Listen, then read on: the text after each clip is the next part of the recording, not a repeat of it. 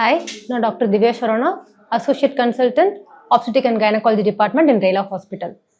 Every year வந்துட்டு 5th month 20th டே வந்து menstrual hygiene டே நம்ம செலிப்ரேட் பண்ணுறோம். எதுக்காக அப்படின்னா எவ்ரி மந்த் வந்து 28 days ஒன்ஸ் ஒரு ஃபீமேலுக்கு வந்துட்டு 5 days வந்து பீரியட்ஸ் வருது. ஸோ அதை அவேர் பண்ணுறதுக்காக நம்ம அந்த டே செலிப்ரேட் பண்ணுறோம். ஸோ இது எதுக்காக நம்ம செலிப்ரேட் பண்ணோம்னா ஜஸ்ட் டு கிரியேட் அவேர்னஸ். எதுக்காக அவேர்னஸ் அப்படின்னா ஜஸ்ட் என்னென்ன சேஃப் மென்ஸ்ட்ரல் ப்ராடக்ட்ஸ் அவைலபிள், அதை எப்படி ப்ரைவசியாக சேஞ்ச் பண்ணலாம், அது மட்டும் இல்லாமல் அதை எப்படி நல்லா டிஸ்போஸ் பண்ணணும், சேஃபாக டிஸ்போஸ் பண்ணுன்றதுக்கான அவேர்னஸ் தான். ஆக்சுவலாக சிடிசி கைட்லைன்ஸ் படி என்னென்ன நமக்கு ப்ராடக்ட்ஸ் அவைலபிள் அப்படின்னு பார்த்தோம்னா sanitary bats, tampons, menstrual cups இருக்குது, மென்ஸ்ட்ரல் டிஸ்க் இருக்குது, பீரியட் பேண்டீஸ் இருக்குது, கிளாத் நாப்கின்ஸ்லாம் அவைலபிளாக இருக்குது. ஸோ நம்ம அதை எப்படி யூஸ் பண்ணணும் அப்படின்னு பார்த்தோம்னா எப்போவுமே வந்துட்டு ஒரு மென்ஸ்ட்ரல் ப்ராடக்ட் யூஸ் பண்ணுறதுக்கு முன்னாடி பின்னாடி ஹேண்ட் வாஷ் கண்டிப்பாக பண்ணணும்.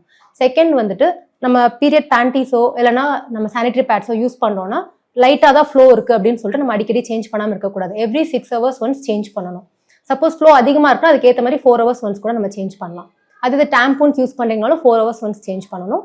சப்போஸ் மென்ஸ்ட்ரல் கப் யூஸ் பண்ணுறோம் அப்படின்னா வந்து 6 to 8 hours depending upon your flow நம்ம சேஞ்ச் பண்ணிக்கலாம். இப்போ நம்ம மென்ஸ்ட்ரல் கப் யூஸ் பண்ணுறோம் அப்படின்னா அது வந்து வெறும் வாட்டர் வச்சு வாஷ் பண்ணாலே போதும். அது சப்போஸ் வந்துட்டு நமக்கு ஒரு பீரியட் முடிஞ்சதுக்கப்புறம் நம்ம சானிடைஸ் பண்ணணும். எப்படி சானிடைஸ் பண்ணணும்னா 10 to 15 minutes பாய்லிங் வாட்டரில் போட்டு நம்ம எடுத்து ட்ரை பண்ணி வச்சுக்கிட்டா போதும். பீரியட்ஸ் அப்போ எப்பவுமே ஒரு காட்டன் பேண்டீஸ் தான் யூஸ் பண்ணணும். ஏன்னா இப்போ இருக்க பாலிஸ்டர் பேண்டீஸ்லாம் யூஸ் பண்ணணும்னா அது மாய்ஸ்சரும் ஹீட்டும் ரீட்டைன் பண்ணும். அதுவே வந்து பாக்டீரியா அண்ட் ஃபங்கை வரதுக்கான சான்சஸ் அதிகமாகும். அது போக கிளாத் பேண்டீஸ் இல்லைனா வந்து காட்டன் பேட்ஸ் அதெல்லாம் யூஸ் பண்ணோம் அப்படின்னா ரீயூசபிள் பேட்ஸ் யூஸ் பண்ணுறோம் அப்படின்னா அது நல்லா வாஷ் பண்ணி ஹாட் வாட்டரில் முக்கி எடுத்து அதுக்கப்புறம் நல்லா ட்ரை சன்னில் போட்டு தான் ட்ரை பண்ணும். ஷேடி பிளேசஸில் போட்டு நம்ம வச்சோம்னா அதில் இருக்க பாக்டீரியாவும் நமக்கு இதாகாது. இந்த மாதிரி நம்ம ஃபாலோ பண்ணாலே அன்னெசரி இன்ஃபெக்ஷன்ஸ், ரேஷஸ் அண்ட் ஓடர்லாம் நம்ம ப்ரிவென்ட் பண்ணலாம். ஸோ நெக்ஸ்ட் வந்துட்டு அதை எப்படி டிஸ்போஸ் பண்ணணும்னு பார்த்தோம்னா சில பேர் அப்படியே சானிடரி பேட்ஸ் டாய்லெட்டில் ஃப்ளஷ் பண்ணிடுவாங்க. டேம்பூன்ஸையும் பேட்ஸ் எல்லாம் அந்த மாதிரி ஃப்ளஷ் பண்ணவே கூடாது. அது வந்து நமக்கு பைப்ஸ் தான் கிளாக் ஆகும். அதேமாரி நமக்கு அது ஃப்ளஷ் ஆகி போகும்போது சீ லைஃப் தான் அஃபெக்ட் ஆகும். மெரைன் லைஃப் தான் அஃபெக்ட் பண்ண போகுது. ஓஷன் போகும்போது திருப்பி அந்த மெரைன் லைஃப்ல இருக்கிற சீ ஃபுட்ஸ் நம்ம சாப்பிடும் போது ரிவர்ஸ்லாம் நம்ம தான் அஃபெக்ட் பண்ண போகுது. ஏன்னா அந்த டாக்ஸிக் சானிடரி பேட்ஸ்லையும் டேம்பூன்ஸ்லையும் வர கெமிக்கல்ஸ் லைக் டயாக்சின் அண்ட் ஃபியூரன்ஸ்லாம் வந்துட்டு நிறைய liver disorders, immune disorders, endocrine டிசார்டர்லாம் வந்து இன்ஃபர்டிலிட்டி அந்த மாதிரி காசஸ்லாம் நிறைய பண்ணுது. ஸோ ப்ராப்பர் டிஸ்போஸலும் ரொம்ப முக்கியம். எப்படி டிஸ்போஸ் பண்ணணுன்றது எல்லாரும் வேணும்னு பண்ண மாட்டாங்க. பட் நம்ம ஏஜ் அட்டன் பண்ணுற சின்ன குழந்தைங்களுக்கு வந்து ஃபர்ஸ்டே வந்து நம்ம எப்படி பண்ணணும்னு சொல்லி கொடுத்தணும். ஒரு நாப்கின்ஸ் எல்லாம் வந்துட்டு ஒரு டிஷ்யூ பேப்பர்ல சுற்றி சானிடரி ட்ராஷ் பின்ஸ் தனியாக இருக்கும் ரெஸ்ட் ரூம்ஸ்ல, அதில் தான் நம்ம டிஸ்போஸ் பண்ணணும். நம்ம இந்தியாவில் வந்துட்டு மேனுவல் ஸ்கேவெஞ்சிங், அதை பிக் பண்ணி எடுக்கிறவங்க கையால் எடுத்து அதை செக்ரிகேட் பண்ணி இது பண்ணுவாங்க. டீக்ரேடபிள், பயோடிகிரேடபிள் பிரித்து தான் நம்ம அதை வேஸ்ட் ப்ராடக்ட்ஸை டிஸ்போஸ் பண்ணுவாங்க. ஸோ அது அவங்களுக்குமே ரொம்ப ஹார்ம்ஃபுல்லாக இருக்கும். ஸோ டிஸ்போஸ் பண்ணுறதே ரொம்ப ப்ராப்பராக டிஸ்போஸ் பண்ணுறதுக்கு நம்ம எல்லாருக்குமே சொல்லிக் கொடுக்கணும்.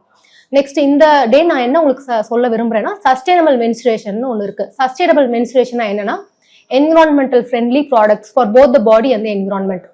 இந்த மாதிரி பேட்ஸ் எல்லாம் யூஸ் பண்ணாமல் அதில் இருக்க பேட்ஸ்ல இருக்கிற கெமிக்கல்ஸ் அண்ட் அதில் இருக்க பிளாஸ்டிக் கவர்ஸ்லாம் டீக்ரேட் ஆகிறதுக்கே it takes more than 100 years.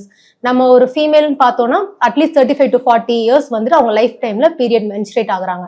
அப்படி பார்த்தா அந்த ஒரு ஃபீமேலுக்கே வந்து மோர் than 100 kgs menstrual waste product create ஆகுது. ஸோ அது வந்து மக்கி போகிறதுக்கு, டீக்ரேட் ஆகிறதுக்கு it takes more than 100 years. நம்ம இறந்ததுக்கு அப்புறமேலும் நம்ம காலத்துக்கு முன்னாடி இருக்க ஜென்ரேஷன் வந்து அதை அஃபெக்ட் பண்ணுது. ஸோ வந்து environment friendly products like menstrual cup use பண்ணலாம். பயோடிகிரேடபிள் இது வருது, பேட்ஸ்லாம் அவைலபிளாக இருக்குது. இந்த மாதிரி யூஸ் பண்ணிங்கன்னா என்விரான்மெண்ட்க்கும் சேஃப், நமக்கும் எக்கனாமிக்லி வெரி சேஃப். ஏன்னா மென்ஸ்ட்ரல் கப்லாம் ஒரு cup can be use for more than 5 years. It cost only around 400. So அந்த மாதிரி economically and environment friendly products தான் யூஸ் பண்ணணும். ஸோ இதுவும் போக நமக்கு ஏதாவது severe pain during periods or irregular periods இருந்துச்சுன்னா உங்கள் கைனகாலஜிஸ்ட் விசிட் பண்ணி எவாலுவேட் பண்ணிக்கோங்க. தேங்க்யூ. செய்திகளை உடனுக்குடனும் துல்லியமாகவும் தெரிந்து கொள்ள சப்ஸ்கிரைப் பண்ணுங்க.